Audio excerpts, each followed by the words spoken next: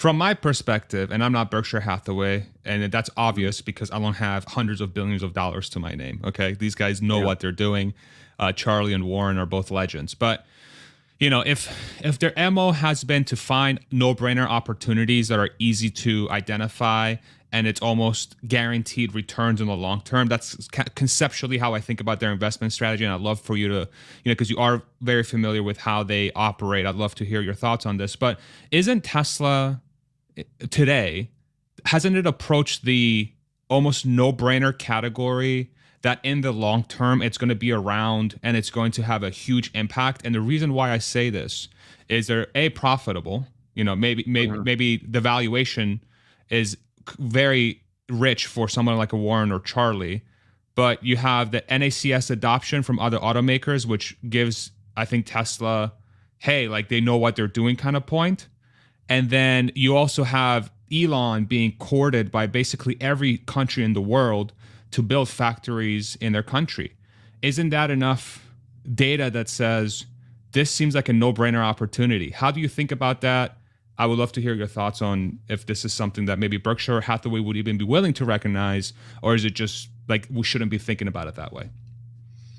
Yeah, I mean, I'm not, just a disclaimer. I'm not probably as expertise in Berkshire Hathaway's, valuation or their thought process as you think. I've read some Warren Buffett letters and quotes. I haven't even read his, and you're an expert like everybody else. Yeah, Charlie Munger and stuff, and I've heard them talk and I know their story and everything, and one might even say, I put a controversial tweet out recently, like, if it was not for Geico, would Warren Buffett be seen as the number one investor of all time? So I think he'd still be a legend, but I don't know if he'd be consensus number one investor of all time if it was not for Geico. So he's been involved in Geico from the very beginning, even before Berkshire Hathaway started, and then Berkshire Hathaway took a big hit. And I asked ChatGPT-4 to help me figure out what his return would be without Geico, and I couldn't quite figure it out, but it admits that it's somewhat, it seemed to agree with me that it was somewhat controversial. My hypothesis that it could be controversial, his performance being, the best of all time or whatever without Geico. I don't know. I tried to prompt it. I need to work on my prompt engineering with ChatGPT-4. But what I'm saying is, he's got an old school way of thinking about investing in businesses. It's worked, and it's worked very well, and he's done very well. He's picked a few gems, and but he's also had failures, in some of his picks, IBM, or there's a host of other failures that people don't talk about. They just talk about like the 5 picks, Coca-Cola, or, Geico, and like 1 or 2 other names usually. And I think he's super wise, and he'd be a legendary investor no matter what. But would he be, is he the best of all time? For sure. I don't know. I mean, I think you miss Tesla. If you miss Tesla, are you the best investor of all time? I don't think that's possible. I don't think you can be the best investor of all time if you're missing the best investment of all time right in front of you the whole time during your career. So I think that's a point people need to think about. That doesn't mean he's not a legendary investor. I'm just saying he's not the best of all time. And now you have to say, okay, well, why is he still a legendary investor? Well, he's got a bunch of he's got a great track record. He's got great picks, but he values businesses a certain way. He's a certain mindset, and he's self-admittedly himself that he's not great with technology. I think he got into Apple late. Like he could have gotten to Apple much earlier, obviously, and he got in eventually, and it's done well still for him. So I think he could still get into Tesla, but late. What you and I would say is late, and it could still do well for him. So I think that's still in the cards for him. But he's like 97 or something. I don't know. Charlie Munger's like 100 or so. I don't know how much longer they're going to be alive. Like, are they going to even be alive to see Tesla? Are their minds even capable to think in terms of like technology advancing faster and faster, like that we witness right now? Like 10 years, 5 or 10 years from now, technology is going to be so unrecognizable in so many ways than what we see today, and I don't think I think a lot of value investors like him, they see the past and they think the past rate of progress is indicative of what the progress going forward is going to be.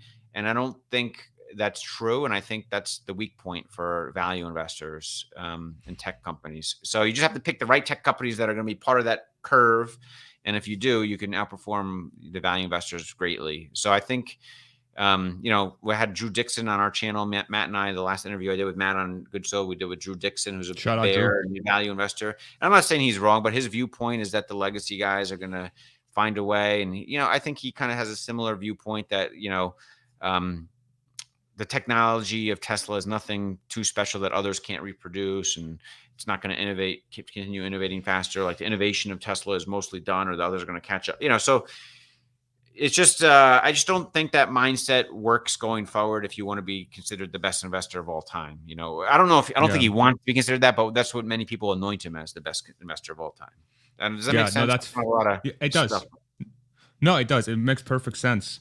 I just find it interesting that when Elon made comments earlier this year, or was it late last year, he says something along the lines of Tesla is going to be able to generate cash flows and be, sort of in a financial position that even Charlie and Warren from Berkshire Hathaway would start to look at the name. Do you remember that? Do you remember that comment he made from earlier this year?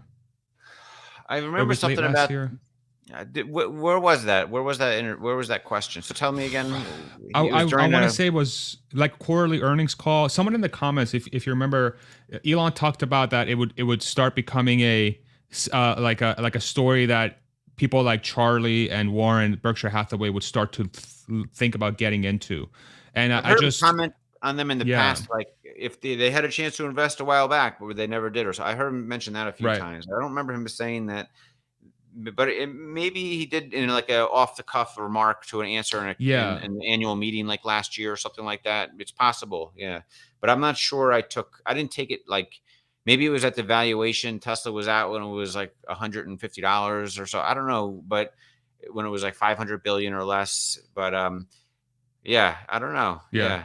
I'll wait and see if somebody in the comment section can remember exactly where it was from. But I remember that comment, and that's kind of what got my mind thinking is like, wow, okay, so if Elon's kind of thinking about Tesla in this lens, I wonder if they have things up their sleeve that are really gonna start flexing Tesla's muscle from a financial perspective that even people like Charlie and Warren can't ignore it. And it seems like thus far this year, I mean, maybe accidentally, maybe folks are starting to warm up to the name from that perspective because of AI's long-term impact to Tesla's valuation and so on and so forth. So it's almost like, it's been such an odd year because, and I forget who I was talking to this about, maybe it was in the community forum last Friday, but we started the year in the dumpster. I mean, my God, I haven't seen, that was probably the most pessimistic I've ever seen the Tesla community, investing community be.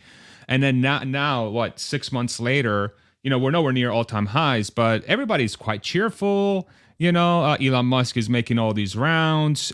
As soon as Tesla said they're going to advertise, all of a sudden mainstream media is like, wow, amazing job, Tesla. Great job with the charging standard. Is Elon the GOAT? Is he the great? Yeah. Like you can see the freaking just how much a little signal that, hey, we might advertise, and every network's like, oh my God, okay, we got to say nice things so they advertise with us. It's just hilarious. They definitely changed their tone after that. I feel like the tone of the media changed after his comment there, so that helped, I think, just that. Yeah. And fascinating stuff. Yeah. Fascinating. Yeah. I mean, I think it's just, it's crazy to see these roller coaster rides with Tesla.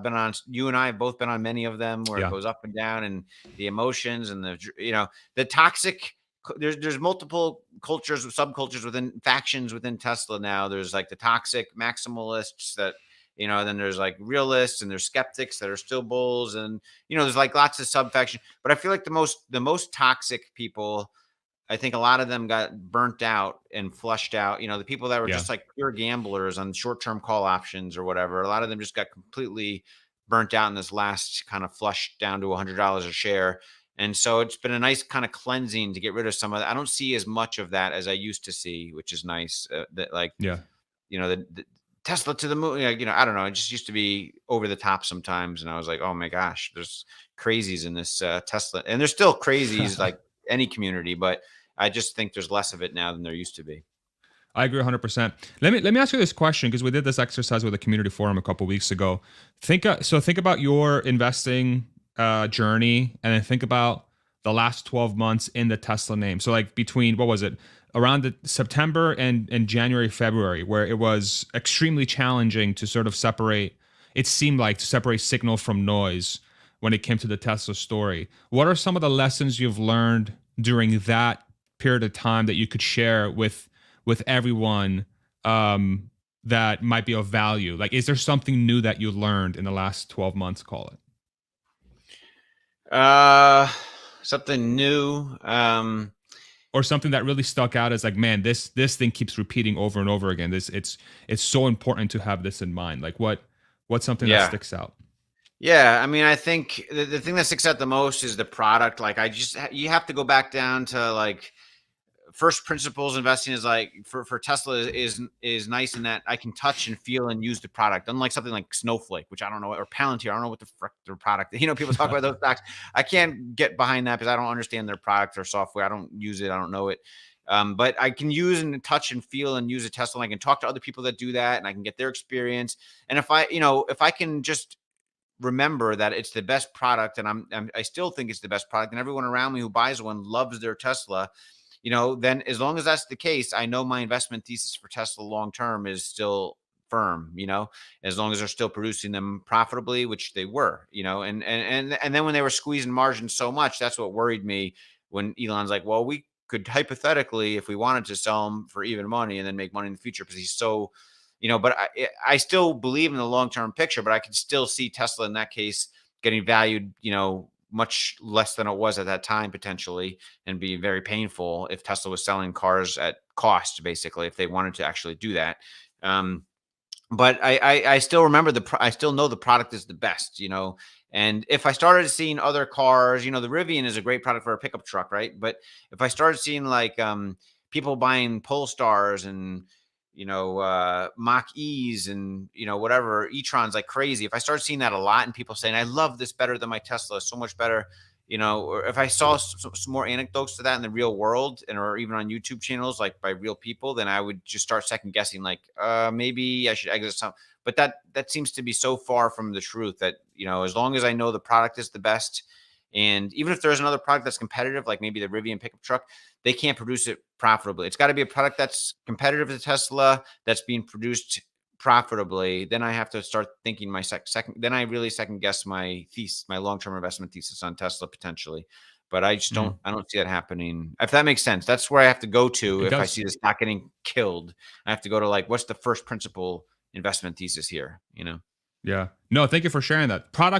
The product is the most important. Just go back to what the company's building, and then make sure that they're still doing what you thought they were supposed to be doing. And if they are, then it's likely to be a short-term thing versus an actual fundamental change to the story. Yeah. Is that a good way of thinking about it? Yeah, exactly. Okay. Yeah. Yeah, and there could be bumps, like even without if Tesla never admitted they were going to do, like, let's say the worst, and they were selling cars at cost, and they were like, I'm never going to advertise, and Elon's like, no, we're never going to advertise, we'll just sell cars at cost or whatever. Even if he was just totally refusing to do that, I still think long term Tesla will win the EV space, but it's just going to be a much more painful ride the next few years first. That's all. Yeah. No.